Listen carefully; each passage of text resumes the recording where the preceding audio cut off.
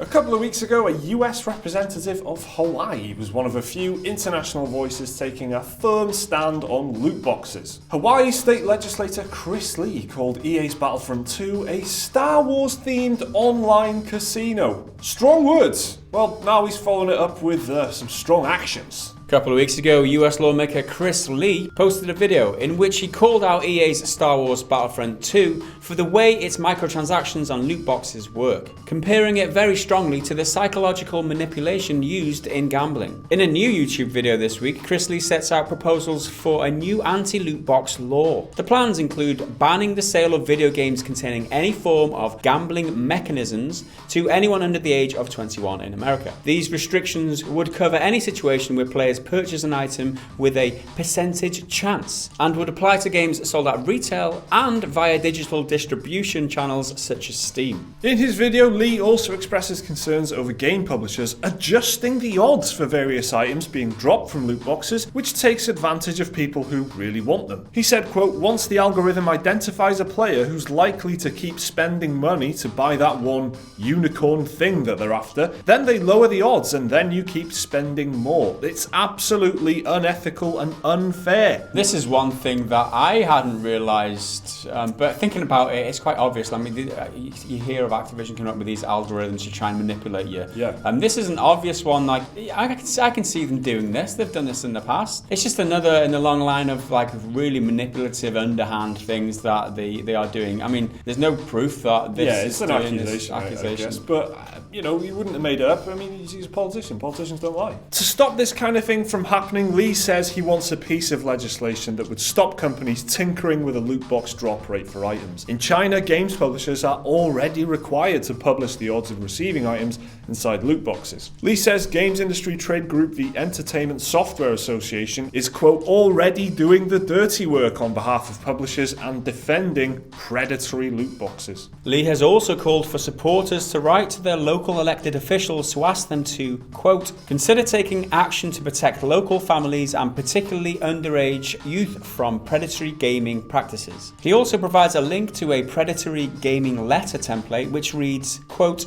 loot box game mechanisms are often styled to literally resemble slot machines and are made available to anyone in games on their mobile phones, consoles, and on home computers. He says this might be why the American Psychological Association has identified internet gaming disorder as an emerging diagnosis. Now, this letter is pretty inflammatory, but I suppose it does get the desired effect. It says consumers are exposed to psychological manipulation techniques which can result in real addiction and harm because of how long we actually spend playing games. Quote, casinos have long been criticised for building a business model around the exploitation of psychological vulnerabilities in many people. These business models are now being replicated by the online gaming industry to do the same. The letter says it's unsurprising the ESA, which basically represents big game publishers, and the ESRB, which was formed by the ESA, have, quote, taken a position defending the lucrative revenue streams generated by these predatory mechanisms. Lee says those bodies say that loot boxes don't fall into the legal definition of gambling, but that doesn't really matter. Quote, the issue is the fact that predatory loot box mechanics present the same psychological and social dangers as gambling,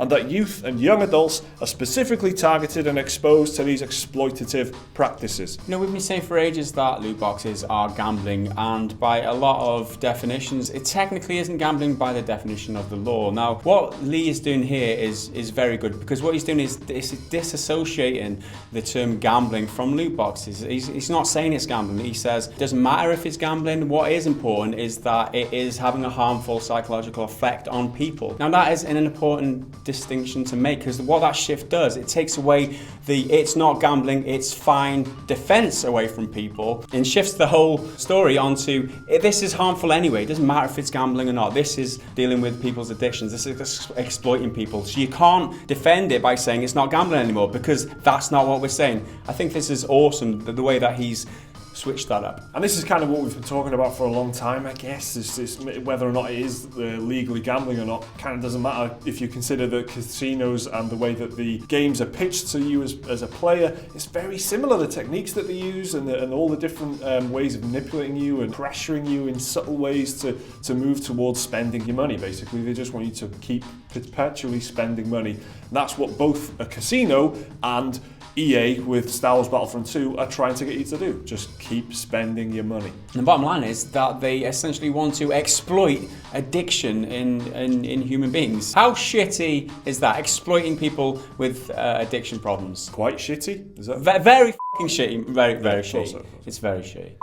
So a lot of the quotes we just read out there were actually from a letter template, as we said in the voiceover, which you can just send off on your own. So basically, if you want to write to your representative and you just don't feel like you've got the right words, you don't know how to quite put it, he's done the job for you. You can just download that letter. We'll put a link in the description. The link is also in the description of his video, which we will have a link for in our description. This is all a bit complicated. But there's going to be a link when you go down there, and you can click on it. Boom, there's a letter there for you to just copy and paste as much of it as you want and send that off to your representative.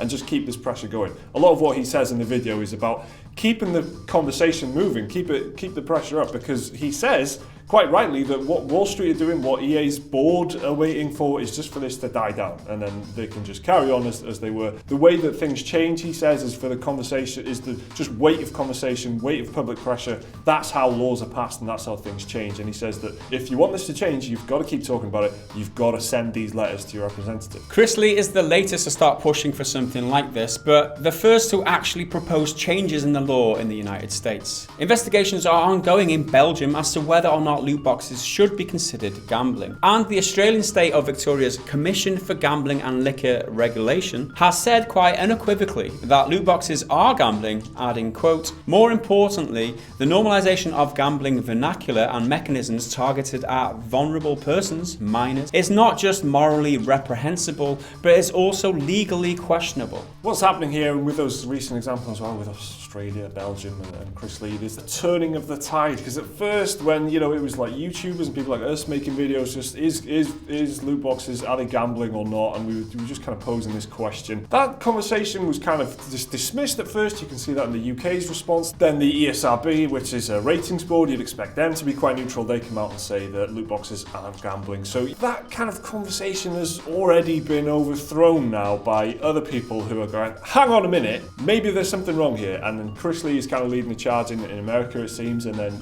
like we said, Australia, Belgium. There are other places in the world that are looking at this. China has already got a law in place that forces publishers to reveal the odds of what you get in loot boxes, and that's an important first step. I wouldn't be surprised if we start seeing things like that at the very least quite soon, because the conversation is definitely going in that direction, if you ask me. I absolutely love what Chris Lee is doing, and let's just commend him for his hard work and trying to shed a light on what's going on here, because a lot of people just ignore it. I think it's not a problem, but obviously Chris Lee identifies that it is a problem, and he feels strongly towards it. He's a gamer, and if you look at his YouTube channel, which I highly recommend you subscribe to it as well, check out his videos, because he's really, I've got a bit of a mind crush on him, I'll be honest. He's doing some really good work, and it's just the fact that he throws in like random quotes and shit, like there's a Terminator quote thrown into one of his videos where he goes, "Come with me if you want to live in a place where the loot boxes and people are protected." He's so cool. Anyway.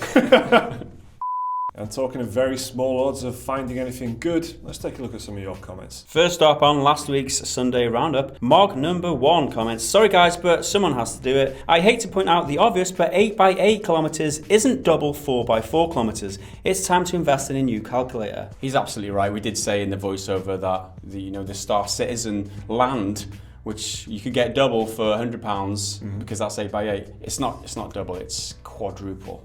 Right.